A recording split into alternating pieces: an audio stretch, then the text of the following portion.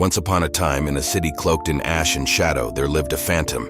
He had no face, no voice, no name, only a title that crawled on the tongues of those who whispered of him in fear: the Whitechapel Shadow. His story is not a tale of heroes and villains, but a nightmare whispered through cobbled streets slick with rain and regret. It began on a night when the moon was a pale, sickly thing, hidden behind clouds so thick they felt alive. In the heart of Whitechapel, where the air was choked with soot and despair, a woman named Mary Ann Nichols walked alone. Her dress coat was thin, her steps heavy, but she hummed a tune under her breath as if to keep the dark at bay. She did not see the shadow that followed her. It moved like smoke, curling and twisting between the gaslit lampposts, watching, waiting. When she turned down Buck's Row, the shadow struck. It fell upon her like a wolf, silent and merciless. In the morning, they found her, her throat torn open, her body left as an offering to the night. The people of Whitechapel spoke in hushed tones.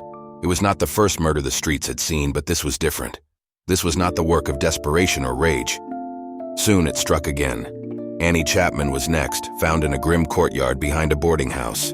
Her death was worse than the first. The shadow had not only taken her life, but carved a message into her flesh, though no one could read its meaning. The people began to say the shadow had a name: Jack the Ripper. But Jack was no ordinary killer.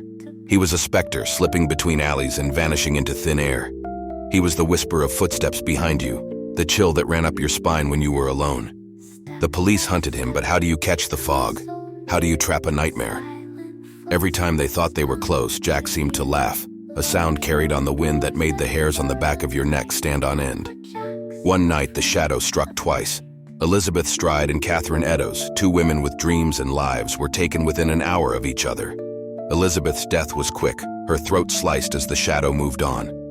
But Catherine bore the full fury of Jack's blade.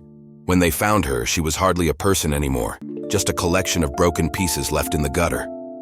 And carved into the wall nearby, in letters dripping with malice, were the words, "The night is mine." The city descended into panic. The shadow seemed everywhere and nowhere, watching from every corner. People swore they saw him, a man with burning eyes, or a figure cloaked in black, or a mist that crept too close. Then came the worst of all. Mary Jane Kelly, young and full of fire, was found in her tiny room, her body unrecognizable. The walls were painted red, the air thick with the iron scent of death.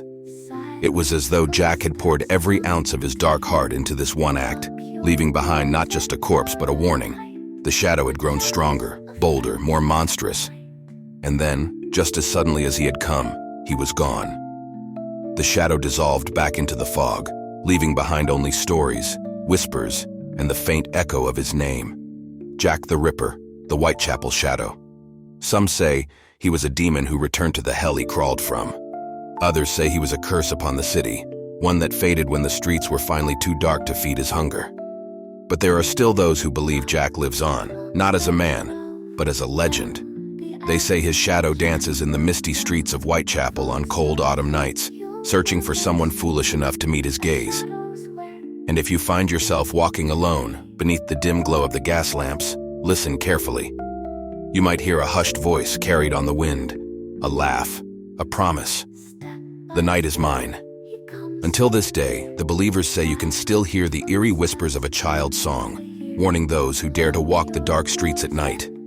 They call it Jack's Lullaby, and if you hear their voices in the foggy night, heed your choices or perish in Jack's delight. Hushaby, don't make a sound. The shadow's creeping all around. Close your eyes, don't you peek? Jack's in the fog, and the fog is deep. Step by step, he's drawing near. The night is his. There's much to fear. So lock your door and stay inside, or Jack will take you for a ride. Whitechapel sleeps, but Jack's tale never truly ends. The fog may lift, the streets may clear, but his shadow will always linger.